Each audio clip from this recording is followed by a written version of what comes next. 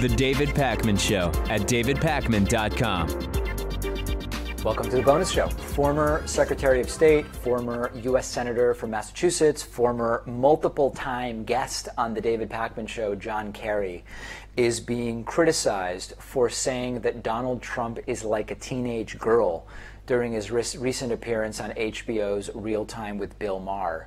I actually did not find the comment offensive or inaccurate. I thought it was just sort of mischaracterizing teenage girls. I think a lot of teenage girls are far more mature and civilized than Donald Trump was, but I certainly didn't find anything about it offensive. But of course, it's the wrong tone, and Donald Trump wrote that it was bad with an exclamation point and saying, "Who is Kerry anyway? He's been having illegal meetings with the Iranian government," so on and so forth. Kerry, when he was asked about it, said, "I think I just went on there and told the truth. He's the first president that I know of who spends more time reading his Twitter likes than his briefing books or the Constitution of the United States." That's true. Trump doesn't read.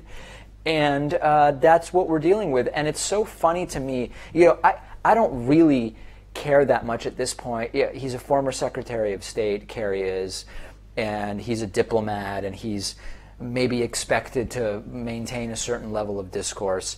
He's no longer in that position. He's not saying anything we all haven't thought. And I think the only sort of notable thing here is that once again, Donald Trump continues to pay attention to every single thing that everybody says about him on TV.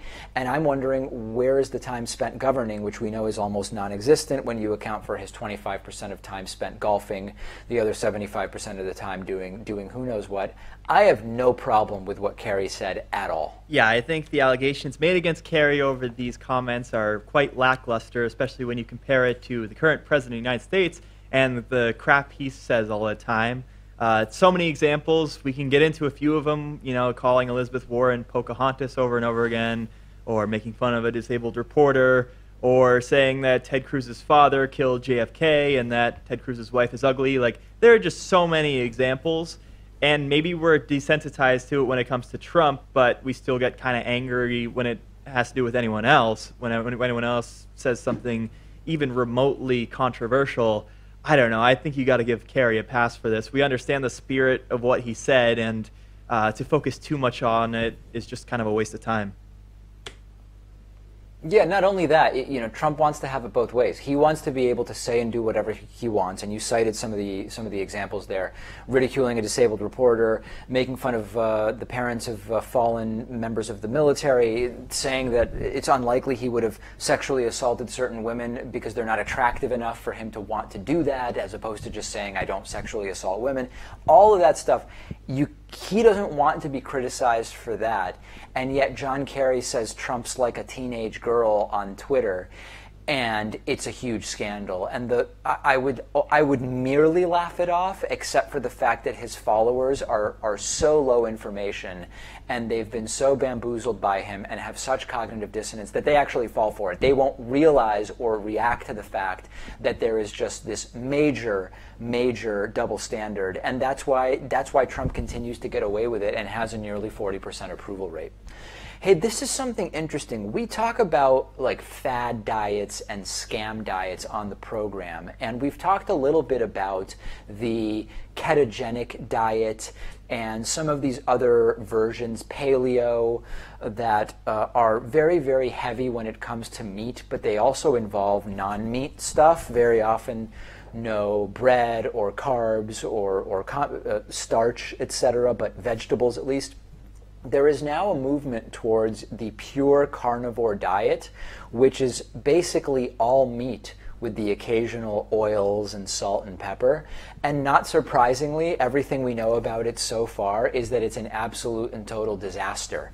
And interestingly, Jordan Peterson, who is a psychologist from the University of Toronto, has talked, I believe it was on the Joe Rogan program, about how he had some health issue and eating only meat or almost exclusively meat has solved the issue. I think his daughter is even getting attention for promoting this diet. everything we know about it, Pat, not surprisingly, is that eating only meat is not good for you, the same way that eating only anything, right? Like insert almost anything, and it wouldn't be good for you. And the problem is that people fall for this stuff and they start to think that these extreme diets make any amount of sense whatsoever. Yeah, I mean, whereas with a vegan diet, of course, you can get a full nutritional profile, the carnivorous diet is lacking in quite a few areas, like good luck getting vitamin C, vitamin A. There's actually a chance of you getting scurvy because of the lack of vitamin C that you're getting with that diet.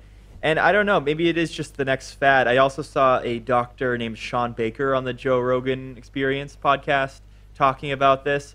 And he was getting quite a lot of attention. You know, strong guy, looks fit, and apparently smart enough to get a medical license, at least for a time. Then he released his blood work, and it looks like he was deficient in so many different categories. His testosterone was very, very low, and this was after doing the meat-only diet for a year or two. So I don't think it's going to be recommended by any nutritional scientists, any dietitians. It just seems to be the latest fad. I mean, if you want to eat a meat-heavy diet, good luck with that. I certainly wouldn't recommend it myself. Yeah, and of course, it's any time you're measuring the impact of any dietary change, it's extraordinarily difficult to isolate any one change because, for the most part, people continue eating roughly the same number of calories. So anytime you remove something, you're adding something else. So was it the removal of something that caused the change in whatever mechanism you're using to measure the impact of that diet, or was it the addition of whatever you replaced it with? And then the other thing that's also really important to understand whenever you're trying to measure the impact on health of changes to diet is that just because you measure a change in something in blood or elsewhere, there's not a guarantee that that actually changes the long-term health outcome. And this is something that can be very confusing to people. You can say, hey, listen, I made this dietary change, and now I have more vitamin D in blood.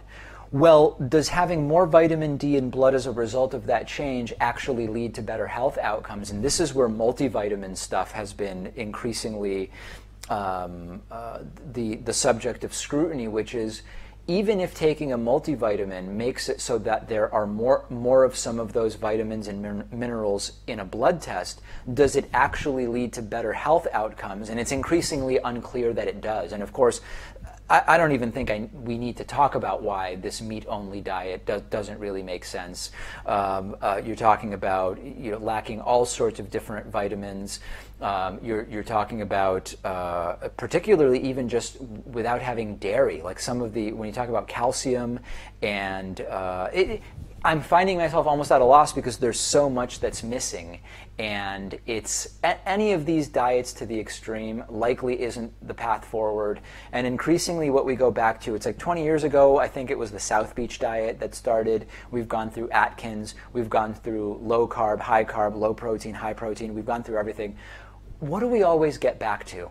You eat a balanced diet with limited red meat, if any, and a wide variety of foods. You try to limit the processed nature of those foods, and overall, assuming you're also exercising, you're going to be doing okay when it comes to diet. And I think that the ketogenic diet and paleo is very tied up in some of the sort of like fitness movements that are going on right now, and I assume as those movements fall out of style, Pat, that the diets associated with them also will. Yeah, like CrossFit comes to mind. I think a lot of people who do CrossFit are also keto or paleo. Interesting stuff. I think they will kind of fade away. What if I tried this, though? What if I went from fully vegan to carnivore and we did a little experiment with my blood work on the show? Would you be open to that? I would be concerned about any show association with that because it probably wouldn't be the best thing, and I think that we'd want to talk to our attorney before we did anything like that and associated it with the show. All right, we'll scrap that idea then. Hey, here's something interesting from the world of productivity. There is the conventional wisdom or common sense, as it's sometimes called, that to be most productive, you really want to schedule your time ahead of time. And there's a ton of different productivity writing that insists on that. There's a new counter movement which says that you can experience something called time famine, or the idea of having too much to do without enough time to do it because of how you scheduled yourself. And the counter movement suggests, instead of coming up with such a specific schedule that might lead to feeling overscheduled and like you have too much to do and not enough time to do it, the act of not scheduling yourself in that way might actually be beneficial. You still need to track what it is that you need to get done, so you've got to have a to-do list, a task list, or whatever, but maybe don't schedule your time as specifically and as narrowly, because the act of knowing that you have that schedule, knowing that that's going on, might actually be counterproductive. It can cause what are called time shrinks, where you end up running out of time by virtue of being scheduled in a particular amount of time. I don't think that there's anything too shocking about this, Pat. I think, my approach is I keep a very close eye on what it is that I have to get done, and I have like a general sense of what times in the day are better for me to do certain types of work. But beyond that, I'm not hyper scheduling and saying, here's exactly what needs to get done within this particular amount of time. Like, we know when we're taping the show, we have a general sense of when are we doing pre-production and production and post-production, but the degree of scheduling that these researchers looked at seems to be acutely counterproductive. Yeah, and unfortunately you can't always avoid scheduling, right? Especially when there are multiple parties participating in whatever you have going on, like if it's a appointment or a meeting. I think that scheduling even negatively affects my leisure time too, in a sense, because let's say I have an appointment for noon on a Saturday, and at 11 a.m. I'm doing some reading. The entire time I'm reading, I'm like in the back of my head thinking about the appointment that I have to get to, and I just kind of want to get it over with, in a sense. So that's why I think when it comes to work, when it comes to exercise, all the things that you have to get done in the day, it's just best to bang it out one by one, and then you're free for the final hours of the day to just do what you want, stress-free. That's my approach to these things. Yeah. So you're talking about not even wanting to schedule actual appointments and meetings, which is another, which is delightful. It would be great not to have to do that, but you're recognizing that in those cases you kind of have to do it. So with the day-to-day stuff, why not take a different approach? One tip that I read a while ago that actually is pretty useful is, when you've got your to-do list, go directly to the stuff you most don't want to do first, because that's the stuff that later in the day you're going to feel lazy about and resist getting done. Like, get right into either the most tedious or the most annoying or the one that feels like the biggest uphill battle as early as possible.